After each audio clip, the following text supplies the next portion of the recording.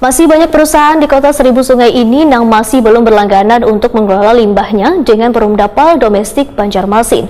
Sehingga perusahaan yang berada di bawah pengawasan Dinas Koperasi, Usaha Mikro dan Tenaga Kerja Banjarmasin ini diberikan sosialisasi Peraturan Daerah Nomor 5 Tahun 2014 tentang pengelolaan limbah.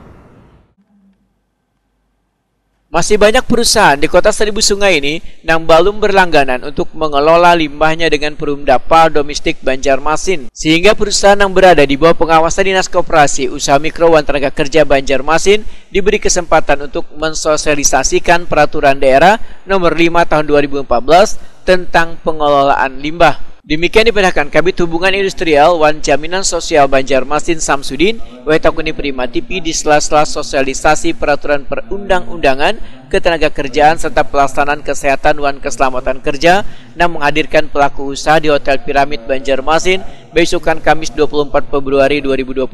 Menurut Samsudin, hubungan Perumdapal Domestik Banjarmasin dengan Dinas Koperasi Usaha Mikro dan Tenaga Kerja Banjarmasin adalah terkait dengan kesehatan tenaga kerja.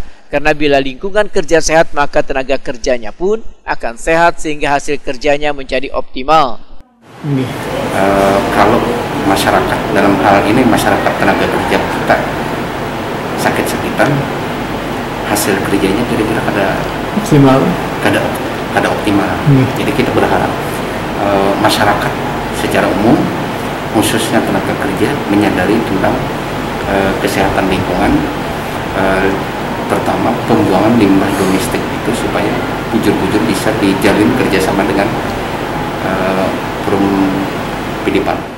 Samsudin menambahkan, dalam Perda Nomor 5 Tahun 2014 tentang pengelolaan limbah sudah jelas aturan yang berlaku dalam mengelola limbah domestik, sehingga pelaku usaha yang bisa menjaga lingkungannya dengan baik, maka kada menutup kemungkinan usaha yang dijalankannya pun akan memperoleh hasil yang maksimal hingga bisa meningkatkan taraf hidup pekerjanya.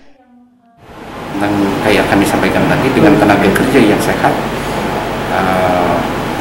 kita berharap tingkat produktivitas masyarakat dalam hal ini hasil produksinya lebih meningkat. Ya. Jadi harapan kami kalau meningkat tingkat produksi, otomatis mungkin kaitannya dengan pengusaha itu kan lebih nyaman juga menaikkan upah.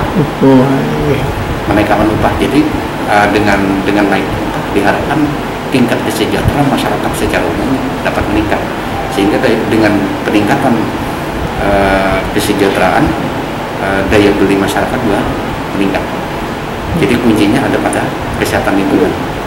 Kesehatan lingkungan terjamin, maka kesehatan secara pribadi masing-masing tenaga kerja bisa lebih baik.